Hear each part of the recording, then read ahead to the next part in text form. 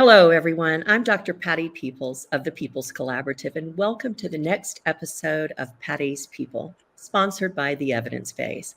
I'm delighted to welcome our guest today, Dr. David Thompson of Rubidoux Research. Many of you know Dave personally or have interacted with him in his product of research in one way or another over the decades that he's been involved in our industry. And he's going to share with us some of the things that he's been thinking and pondering as he has launched his new consulting arena that helps organizations aspire to their commercial objectives in the HEOR RWE arena. And I am so looking forward to a dialogue with him. So stay tuned. Dave, let's kick it off with you by telling us a little bit about your career over the years and what your focus is today. Yeah, sure. And first of all, thanks very much for having me, Patti. It's always fun talking with you, particularly as it gives us an opportunity to stroll down memory lane for, the key aspects of the origins of our field, if you will. So I'm a health economist by training. I've always worked on the HEOR RWE consultancy side of the equation, including about 10 years in the CRO arena, which is when I really got interested in RWE.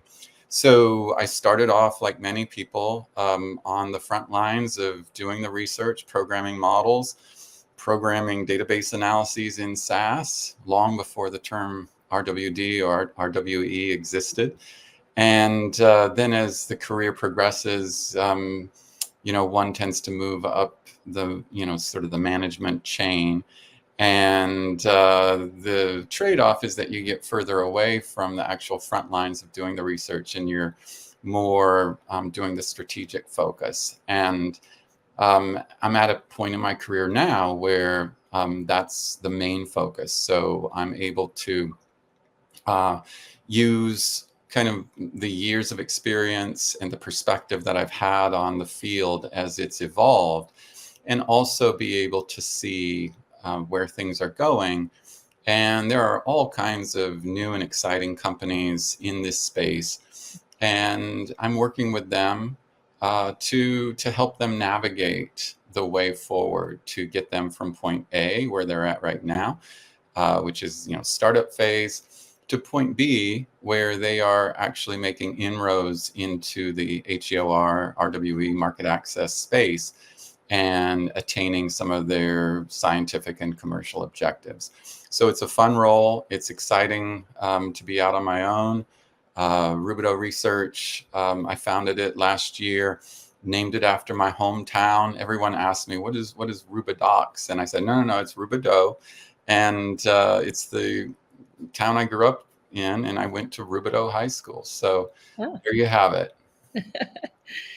Well, I heard an interesting way of describing company trajectory growth the other day. It's moving a company from 0 to 1, which it sounds like you're predominantly focused in, and then 1 to 100. Yeah. And I know through your management experience, particularly in some of your most recent prior jobs, that 1 to 100 can be a real stretch for many individuals that come from a purely research background.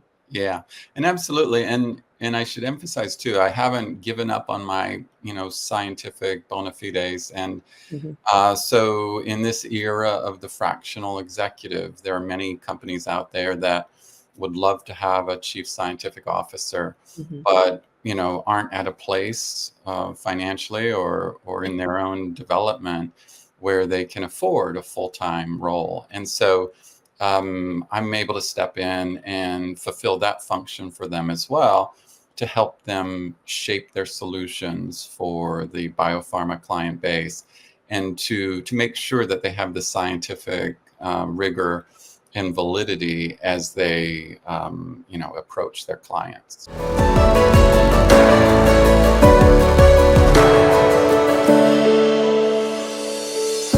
So Dave, in your position now, you have a little more freedom to share some of the things that are on your mind as you look at the industry and the direction it's going.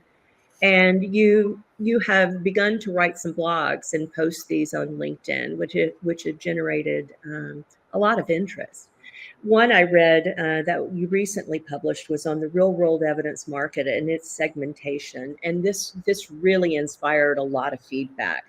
I'm wondering, what was your reason for writing this, and what feedback did you get, and how did it inform your thinking about the industry?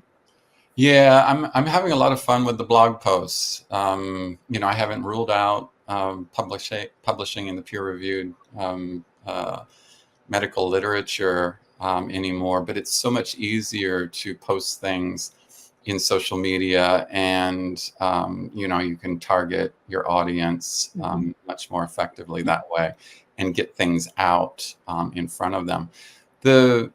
I did this piece on entitled something like "Highly Crowded and Highly Segmented: the structure of the RWE market," and it was born out of the fact that in so many interactions that I would have, particularly with the investor community, which looks at the RWE market and they do a lot of sizing of it, and the numbers are always in the billions, sometimes single-digit billions, sometimes two-digit billions. So it's a large market, and obviously they're avidly interested in gaining entry to it. And so they'll say, what do we do to be more into the RWE market? And I'm like, you have to have a point of entree. And I started to think about it not from the standpoint of the financials, which is what they're very good at, but how an economist would think about it. And an economist would think about it as a market that has a market structure, that has different kinds of players who have different comparative advantages, and therefore different points of entree to the market. And so when I did that, and I have this conversation so often that I literally have the main prop that I keep on my desk handy. And essentially I was able to identify 8 different segments to the market, and the different players that are involved. And so a company like IQVIA, for example, which is the largest global CRO in the world, very prominent in the RWE market, but also very, very different from a company like, say, Aetion, which is an analytics platform provider, also very prominent in the RWE market, but couldn't be further different from IQVIA in terms of capabilities, scope, plan of attack. And so in doing this, I came up with 8 different segments. I won't go through them all. They're all on LinkedIn. You can check them out.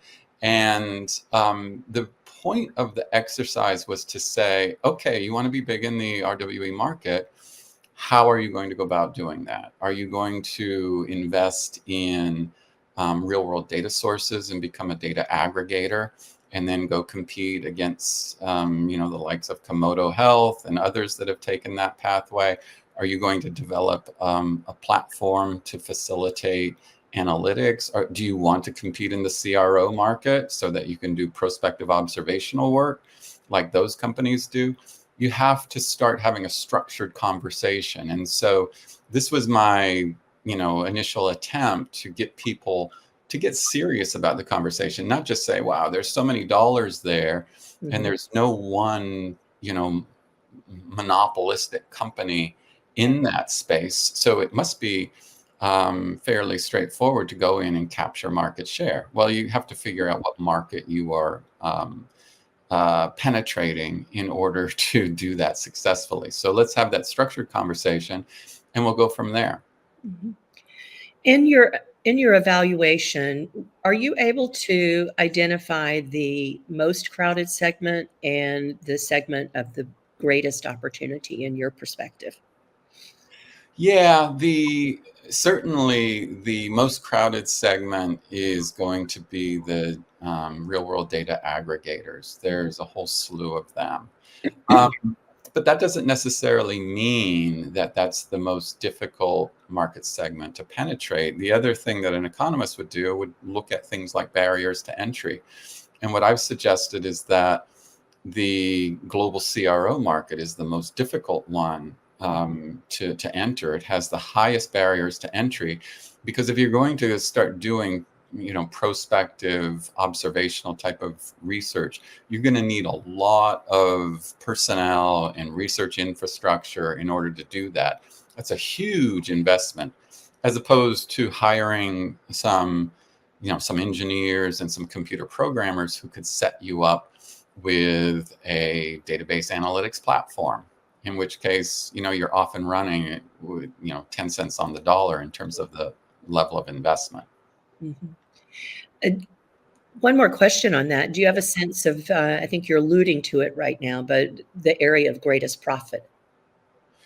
Greatest profit? I haven't looked into that as much. I will say, having, worked in companies that have different types of points of entree into this market, that the ones that are scalable tend to be the ones where you can develop the same product and your basic cost structure doesn't differ whether you have 10 customers or 10,000 customers. So again, going back to the CRO field, looking at HEOR consultancies, for example, where it's all driven by labor, those ones less scalable, as opposed to the ones that are based on a technology or based on having a large database that you can license out to 10 or 10,000 people at pretty much the same cost. That's that 1 to 100 leap. Yes. That where the profit structure really changes. Yeah. One more question on this. Do you think the field and the term HEOR will continue to be around, or is it being encapsulated or spread out in differentiating segments? No, I think the fundamental service lines that comprise HEOR, as we've always seen it, and this would be, sort of economic modeling and evidence synthesis more generally, to include meta-analysis, things like that. Patient-reported outcomes, or, more commonly called today, COA, clinical outcomes assessment.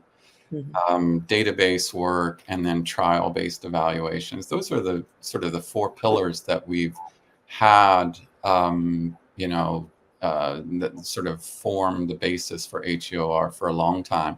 And then on the immediate periphery of that core have been other things that we spend a lot of time talking about as well. Things like HTA, health technology assessment, things like market access, pricing and reimbursement, things like pharmacoepidemiology. And so all of those are kind of solidified at this point in time. RWE, I say, is the one that is kind of taking off, maybe in a bit of a different direction for a variety of reasons.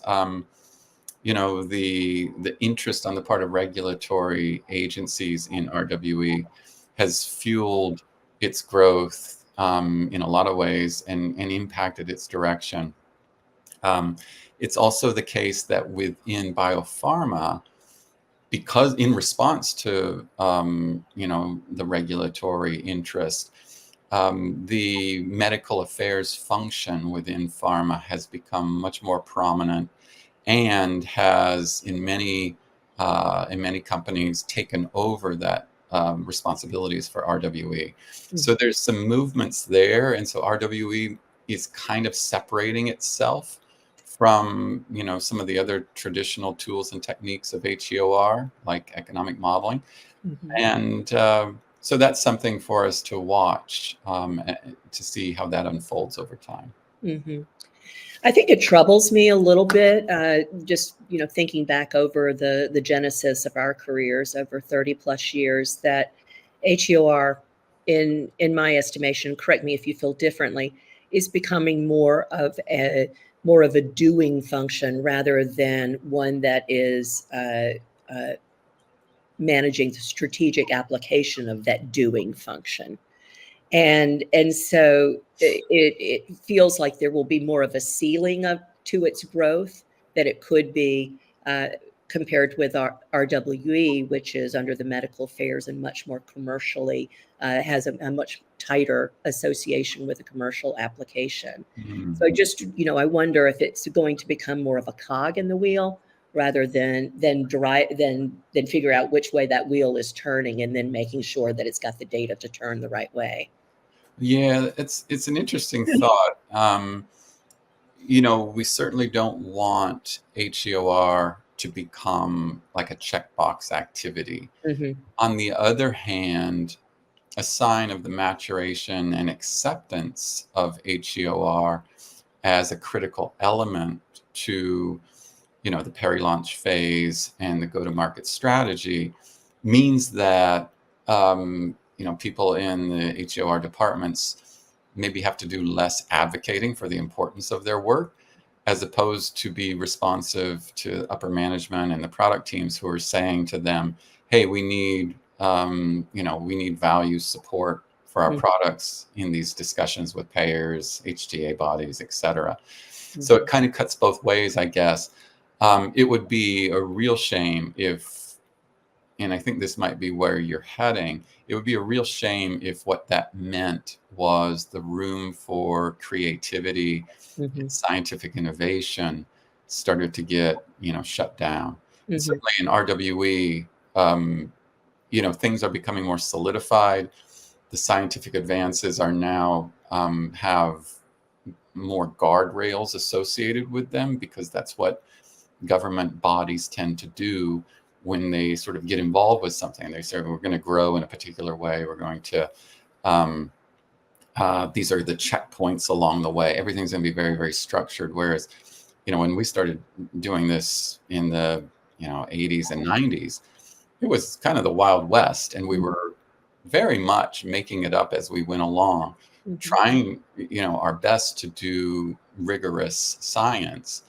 But there wasn't a lot of, there wasn't a lot of guidance. Yeah. There weren't many examples to point to. And we were, borrowing and stealing from other fields in order to demonstrate that there was precedent for the types of labor economics, epidemiology. We were looking in all kinds of different arenas for other ways of performing rigorous research in this area. Yeah, even the field of education research, where a lot of the original contributions to quasi-experimental design came about. That was all from education, but the applicability to what we called then retrospective database analysis was immediate. And we took advantage of that. We used those books until the books specific to the health sector were written.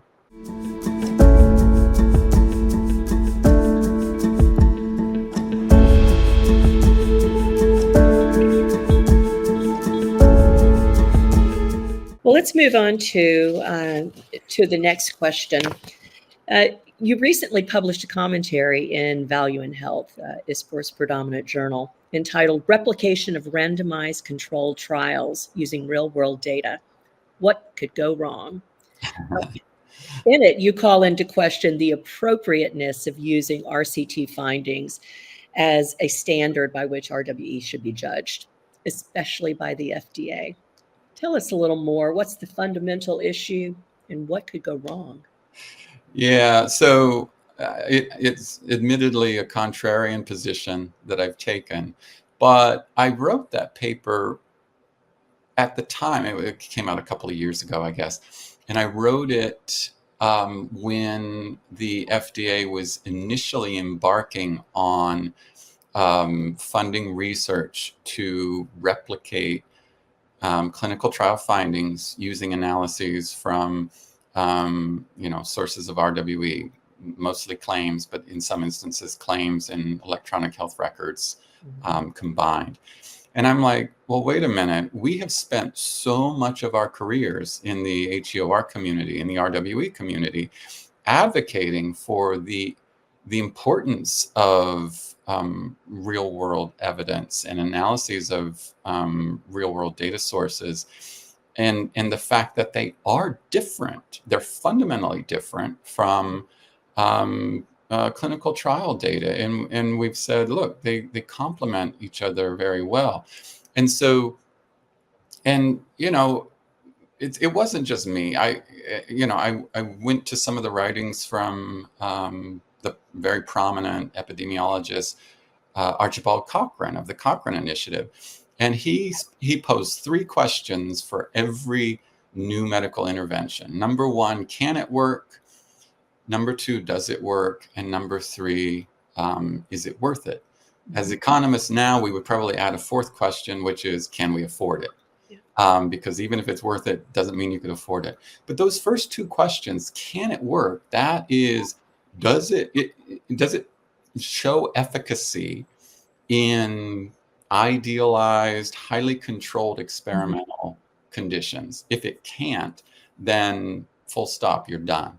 But if it does, then you ask question number 2, which is, okay, when pulled out of the laboratory and used in clinical practice, does it work? i.e., does it have what we now call effectiveness, which is how products work under real-world conditions and real-world constraints, things like budget issues, things like compliance problems. Does it still work? And we've even gone so far as to have a term called the efficacy effectiveness gap, which speaks to the difference between how products perform in trials versus the real world. Okay, with that as a backdrop, I said to myself, why would we then want to evaluate real world evidence in terms of how much it replicates clinical trial evidence? Because we fundamentally know they are supposed to differ. We've spent all this time, 10, 20 years, talking about the difference between these 2 types of evidence. And now we're just going to say, to FDA, okay, you want to evaluate the quality of analyses of real world data? Well, we'll evaluate how much they compare, how well they compare to clinical trial data. And I'm like, well, I think, we don't expect them to be the same. So where's the upside for doing this from the standpoint of RWD and RWE? It seems to me that if they start to differ, we expect that. And yet people will say, okay, the RWE doesn't look very good because it's not replicating the trials. That's where I was coming from the whole thing. And, like I said, it was a contrarian view. I think what's interesting is that a lot of people have disagreed with me, but no one has disagreed with the logic of the argument I put forth in that paper. And they've just said, well, how else are we going to evaluate the quality of real world data sources and real world evidence? I'm like, I don't know. Try something that works or is appropriate, but this isn't appropriate. That's my point on the whole thing. In your thinkings since the article was published, have you come any further in where you think the industry should go in advocating for this? And is there any possibility that things will flip at any point in time? Yeah, where I ended up in that paper and where I still believe, I think I call it an interesting academic exercise, but I don't think it gives anyone, FDA, real world researchers, proprietors of data sources, I don't think it gives anyone what they want or need. Because, okay, let's say initially they replicated 30 clinical trials. Let's say that, and the literature has continued to balloon since then. Let's say it's 30,000 clinical trials. Do we really expect, if they nailed it on all 30,000 trials, that FDA is going to say, you know what, we don't need RCTs anymore because RWE works just fine? I don't think they're going to do that. I don't think we want them to do that. Randomization is such a beautiful thing. It balances the comparison groups. It rids all kinds of forms of bias that we're not able to address despite the sophistication of our methods. And so I don't think it's really a matter of RCT data versus RWE or RWD data. What I think it is to what extent do we want regulatory bodies to be comfortable with non-randomized data? And that's something where I think I think the clinical trial, the randomized controlled trial, I think is a really good thing that we should not be ready to abandon or replace with RWE. I think there are instances in which, and this is where it's going, and this is the positive thing, there are instances in which the stakes are not so high such that regulators can say, you know what, this is a product already on the market with a very strong safety record, and it's now being used off-label for an immediately adjacent therapeutic area. The manufacturer wants label expansion. If they submit appropriately well done real-world evidence, then we'll consider it, and maybe it meets that substantial evidence criterion. Mhm. Whereas historically, they would have said, no, you need to do 2 well-controlled trials, and case closed. So the fact that this is all moving, and when I say this, I mean the whole entire movement of RWE into regulatory as initiated by the legislation from the Obama administration, the Affordable Care Act. The fact that we're moving towards that, where FDA is now identifying the specific use cases and the specific circumstances in which RWE can potentially meet the substantial evidence criterion, I think that's a really good thing. I'm not sure RCT replication helps get there. It certainly doesn't hurt, particularly since the findings have, been coming out that largely corroborate congruence between the RWE and the RCT findings.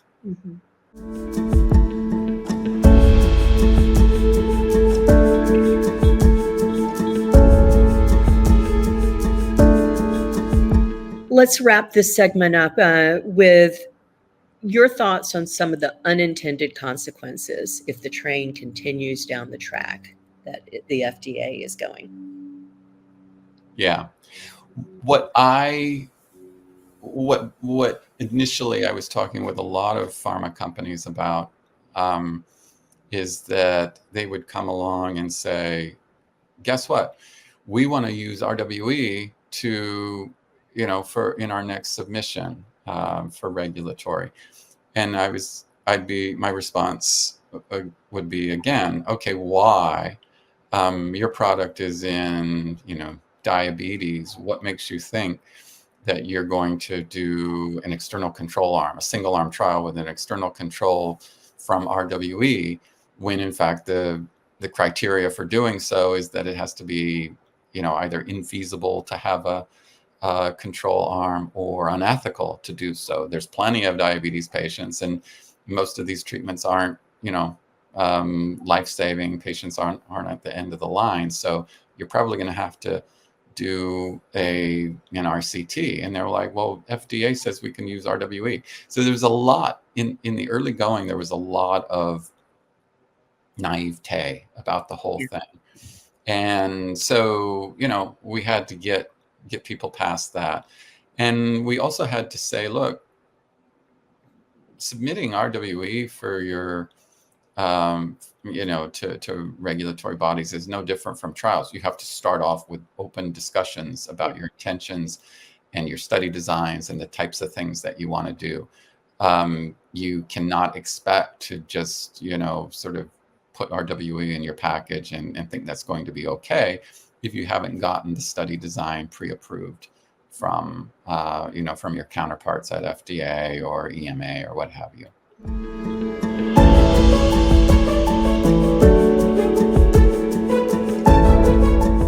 I know that you have a pet project that's in the area of RWE, and it's a survey of researchers' pain points in using RWD sources to generate the RWE. Tell us a little bit more about what you're doing in there, in that arena, and how listeners can be part of this process. Yeah, sure. And this is another instance in which, I'm keeping a hand in the scientific in addition to strategic matters. And in this instance, one of the things that I've become aware of hanging out with some clinical informaticists who spend a lot of time thinking about things like computable phenotypes in real world data, is that there is tremendous variation from one study to the next in terms of the things, very fundamental things about how researchers will identify a patient population, how they will separate patients into different treatment groups, how they will identify relevant comorbidities and disease severity markers of interest. And then, of course, even the outcomes of care. They're all subject to algorithmic definitions that are, limited by the coding available, whether it's ICD, whether it's CPT, LOINC codes, what have you. And so I've fielded a survey, and actually the survey is supportive of a workshop on this that we have coming up at the next ISPOR meeting in May in Atlanta. And so I'm collecting data. I'm trying to crowdsource some data from the research community on these particular pain points associated with rigorously setting up a real world research design based on claims and or EHR data. And so this is something else. I've just posted it on LinkedIn, so it's there. It's very simple. It's like a 5-minute survey, 11 questions, and I'm hopeful that people who are involved in this work will jump in and provide their contributions. And so we'll see what happens, and then I'll be able to write a blog about it or share the data at the upcoming conference. But these kind of nitty-gritty issues, as we get more precise with generation of RWE, we'll want to become more precise and more unified and have normalized definitions of how many visits for a particular diagnosis are required before we say, okay, that patient has that condition. How are we going to identify that patient's intervention and the start date of the intervention? We need to nail down all these different algorithms. And I've been working with a company that's focused on this. I'm learning a lot along the way because, like I said, I've never been a clinical informaticist, but I'm hanging out with them now and learning the lingo. I hear they're a rough crowd. So listeners, if you want to participate in this survey, swing on over to Dave Thompson's profile on LinkedIn, and there will be a place that you can access that blog and a survey link. Yes, thanks very much for the plug. I'll keep it open through April. I just want to emphasize it's not a marketing effort. There's no personal, no PHI being collected, not even email addresses. It's completely anonymous, so no one has to worry about me tracking them down afterwards. Thank you, Dave.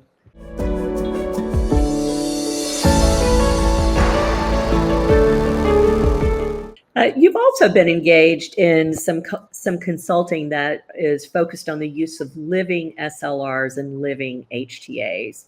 Yeah. For those that might not work in this every day, set us with a definition and a description of what those are and how they're utilized, and how can living AI-powered lit analysis be a benefit over the current approaches that we typically do? Yeah, so for as long as I've been in this field, we have lamented the fact that we will do our research, we'll write it up into a report, we will sometimes publish it, and it gets into print in some fashion and then sits on a shelf gathering dust thereafter, and rapidly becomes obsolete as new research comes to the fore. So there is a movement towards, what's being referred to as living HTA, which is the setting up of an HTA submission in such a way that it is updated periodically on a pre-specified basis, such that any new literature coming out can quickly be integrated, whether that's into the SLR or to the meta-analysis. And then after that, all the parameter estimates, all the analyses will get updated as well. Now, the other trend that we have going on right now in a big way is AI. And AI is really, really good at automated tasks. And so this is kind of a natural, kind of a match made in heaven, right? So if you think about conducting a systematic literature review, there are many aspects of it that are just begging for robotic involvement. It's very, very laborious to read through all those articles. It's very, very tedious to abstract data from those articles into, whatever kind of a spreadsheet that you're capturing the data in. It's and then if you want it to be a living example, you have to redo it all over again once you have new papers that have come out. So it's an area that just begs for AI involvement. I'm working in this area with some colleagues who have come up with a platform that does what I refer to as judicious use of AI, because I don't think any of us are comfortable with AI taking over on everything, but to be supervised by humans, it makes imminent sense, and you can save a lot of time. AI is very good at powering through articles and pulling out insights. AI is very good at automating repeated tasks, and so that's something done as well. And it has the potential to not just be something we're doing for literature-based analyses, but where I see things going and where I'm hoping to steer us in this direction is because the economic models that are also part of an HTA package are based on the literature. Many of the parameters are estimated from the literature. Once you start automating and creating a living systematic literature review, you're also able to create living economic models, and you just have to have the wiring set up between the two to make that happen. And I see us going there in the near future, and it's going to be fun to watch, and it's going to address that that lament that we've had for the longest time, that our work rapidly becomes obsolete, particularly in a realm of very dynamic research environment. So, for example, if you did an SLR in COVID in 2021, 6 months later, you have to redo the whole thing, right? Because there was just so much research coming out. And it's, COVID isn't the only area that's happening in. It's happening in a lot of places. And so having the ability to automate all this really, just makes sense. And good things are going to happen as a result. Yeah, it has such a potential benefit in a fast developing arena, and also particularly with real world evidence type of research that is so diverse in its quality and focus. Being able to use the AI tool to sift the wheat from the chaff, so to speak. Absolutely. And the thing that I was just talking about a little bit ago regarding computable phenotypes, you need to be able to slam through the literature to identify all the different ways in which these things are being defined, the operational definitions for the patient population, the interventions, the outcomes of interest, all that. And it's very tedious and laborious to do it by hand, but if you can have a robot do it, then you're much better off. What pushback do you think the HTA agencies are going to give, if any? Well, I certainly don't think they are ready to accept sort of robot-based submissions, and certainly the large language models are not yet ready to be generating the HTA submissions themselves, the reports, the write-ups. We don't want hallucinations to be embedded in the submissions themselves. And so I think that, again, it's a matter of judicious use of AI to understand instances in which it's really, really good, to have the metrics that back up its performance, and being very transparent with those metrics to say, look, it is, when we do dual screening, for example, we're seeing that the AI is replicating the human to the degree of like 95%. Okay, that's pretty, that induces comfort. Mm-hmm. But I don't think the HTA agencies are, quite ready to accept, large infusions of AI into the things that they receive. Mm-hmm. I think that there's some training involved. Some of the HTA bodies are more advanced on this than others. ISPOR here in the US, for example, is an early adopter of this kind of approach. At least that's my understanding. And they are, they're helping to shape this as we go along as well.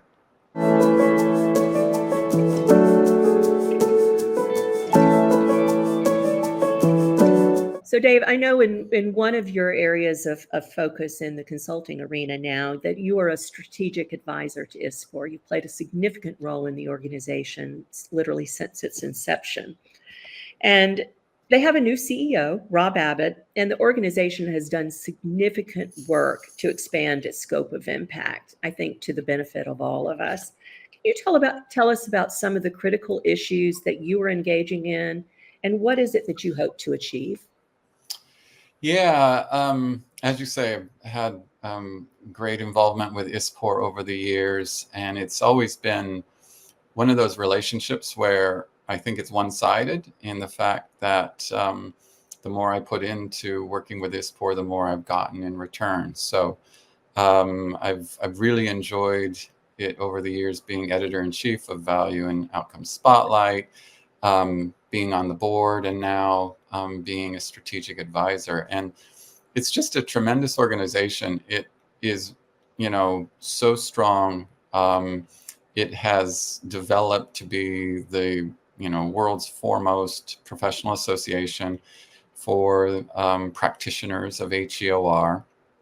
And what's interesting is that it now has a new opportunity to figure out where to go next. Mm-hmm. And ISPOR was fortunate enough to identify Rob Abbott as its new CEO. And he has definitely come in with a very lofty set of ambitions for ISPOR. He sees where ISPOR can go on the world stage. And so that's something that's really exciting to be a part of, because I've been concerned that ISPOR doesn't get its due. You don't have representatives from ISPOR who are interviewed, by the Wall Street Journal, or have involvement in things like the World Health Organization.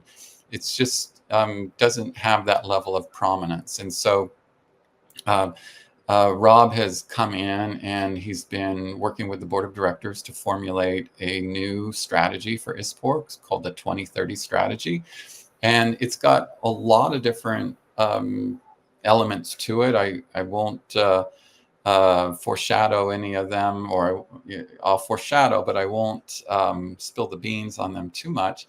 But, just imagine an ISPOR of the future that has much more of a prominent involvement on the world stage, not just focused on, things related to HEOR, but rather some of the critical aspects of global health, things like, access, equity, affordability. Mm-hmm. Those are some of the key elements of the new mission for ISPOR that is being formulated. And what I'm able to do is to help talk about, okay, what's the scaffolding that's going to surround that? And let's go about building it. What are the elements to it? How do we prop up this new vision and set of objectives for what we want to do?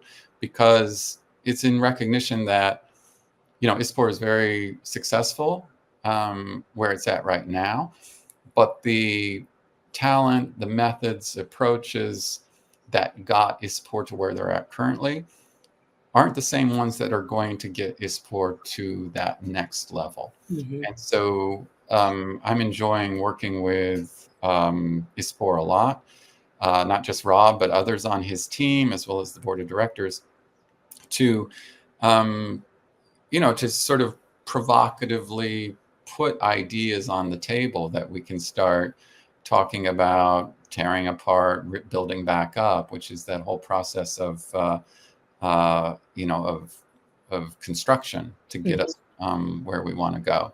So it's going to be a long route, but I think there are some quick wins that we'll be able to start seeing coming out of this.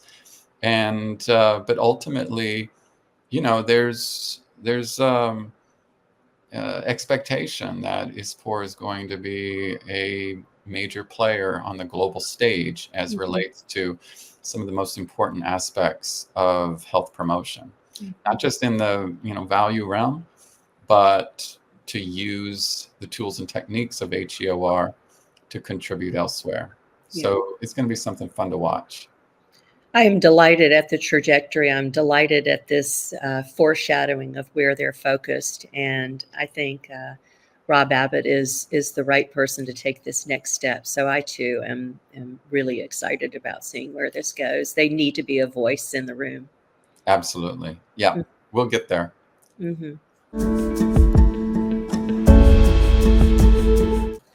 So, Dave, you've been working, as we've noted, in this field for several decades, and you've worked in almost every aspect or engaged deeply with just about every arena of HEOR and RWE, from pharma to consulting, corporate management, journal editor, association advisor, and industry consultant. So you've really been in the trenches in a lot of ways and in the management arena and many others. So let's wrap today up with some rapid fire questions. Are you game? Yeah, sure. All right. What's one thing that our field has gotten right that's had a lasting positive implication? I would have to say our commitment to rigorous science or scientific rigor, however you want to say it. I think that from the moment we started working in this field, even though our references were not strong, we had to beg, borrow, and steal, as I said, from other fields. We always had a strong commitment to doing scientifically rigorous, valid research. And I think that has continued. I think ISPOR has been a very strong leader in that over the years as well. And I think that we've gotten that right. Not going to lie, I got a little bit of chill bumps on that because, Yeah. You got to get the basics right. Yeah. You got to do things right. So science evolves, and we certainly work in under the construct of a learning health system. What's one thing that our industry has gotten wrong? Why? And is it still wrong? Yeah, I mean, one of the things that concerns me is the fact that we still find ourselves as a profession on the sidelines, while decisions that should involve us, decisions that should be based on our scientific contributions, are being made by others. So we aren't adequately infiltrated into policy circles. Yeah. I think we're getting better, but we should be at the driver's, in the driver's seat on that. It bothers me too that when an article in the lay press, Wall Street Journal, New York Times, what have you, is written for things like affordability in healthcare or value in healthcare, they will quote people who have nothing to do with HEOR or ISPOR. And I view that as opportunity lost as well. We've got to get better at this. We've got to get ourselves not just a seat at the table, but we need to be kind of at the head of the table. I could not agree more. It is a real tragedy that our voices are not heard on, pricing discussions and congressional overview assessments of this. So we must be at the policy making table. Yeah. With our well-conducted research. That's right. That's right. Yeah.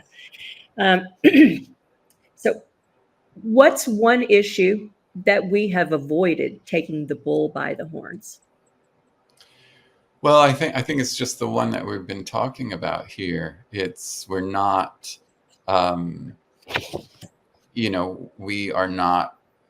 we've been chronicling, and I say this, about ISPOR too. ISPOR has been a chronicler of key trends in HEOR and HTA.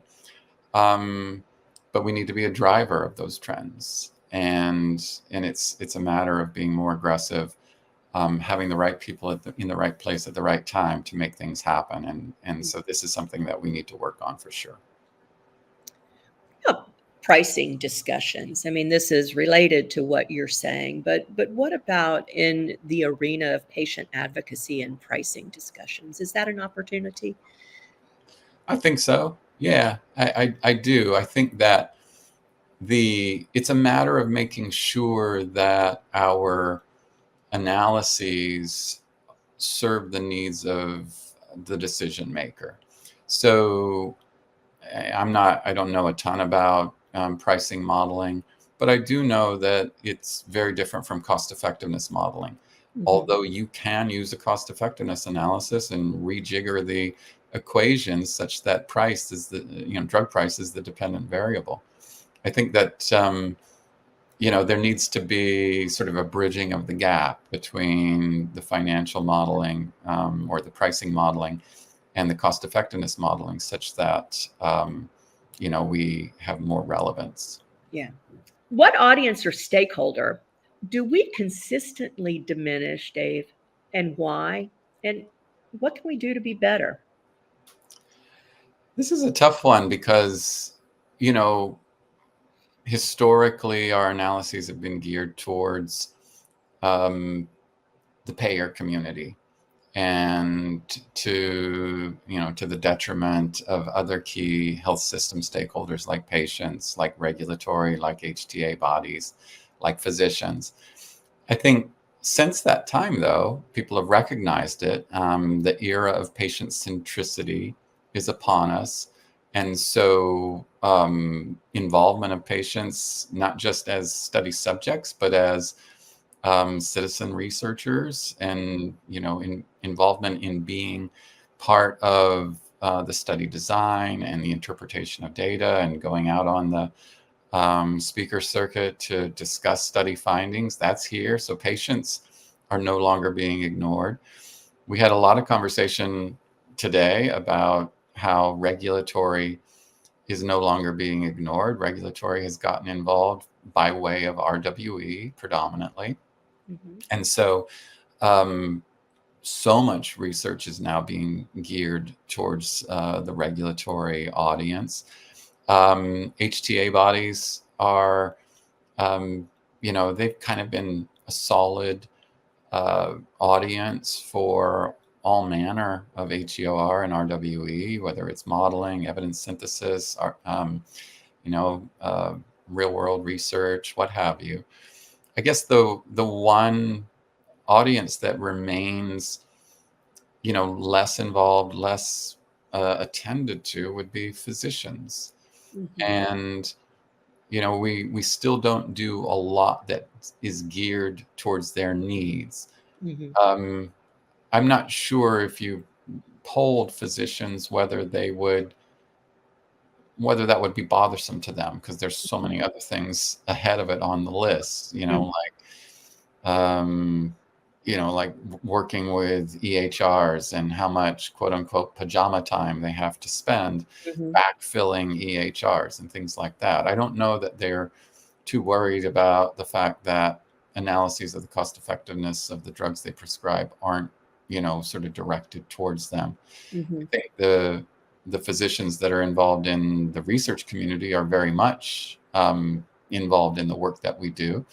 So, and that's a good thing. But, I think I guess the way I look at it, we've made so many improvements over the years in pulling other health system stakeholders in under the tent.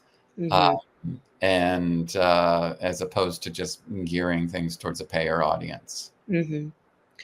It occurs to me that we also lump in payers, with under such a big umbrella. And I still recall several years ago at an ISPOR meeting where there was a presentation by the state of Louisiana and the impact of Hep C and the pricing and the implications on the state as a unique entity.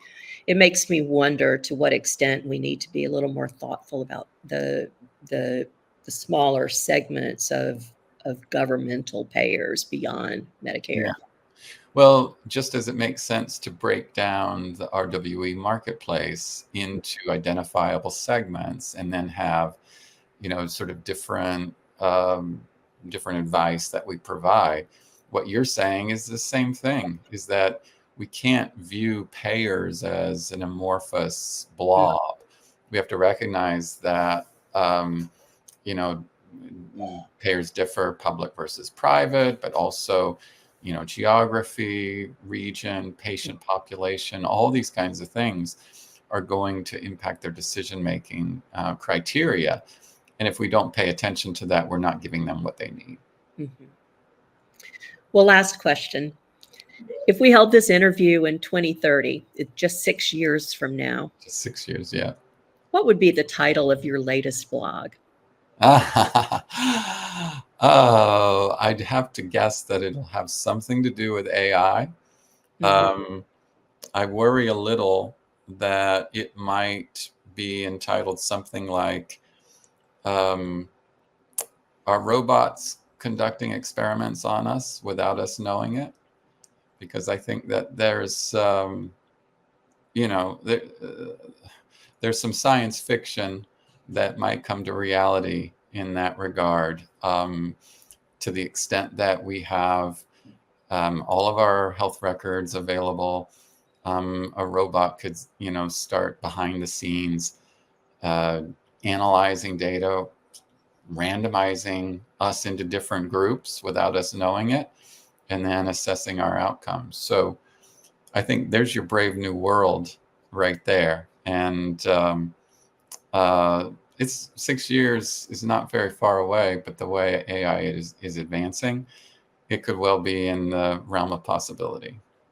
Well, you say that that's a brave new world and a title of your next blog. It sounds more like the title of your next and your first novel. Yes. Robin Cook. You could be the new Robin Cook. Yes. Real world evidence and AI. It's definitely a dystopian view for sure. I think you're seated in your library, and that looks like a good setting for the burgeoning final career of Dave Thompson. Oh, yeah. Well, I've got to do something, right? Well, Dave, this has been such a distinct pleasure, and I know our audience is going to really enjoy hearing your thoughts and your historical analysis of our field and our industry, and what are some opportunities that are before all of us to continue to make HEOR and real-world evidence important and impactful.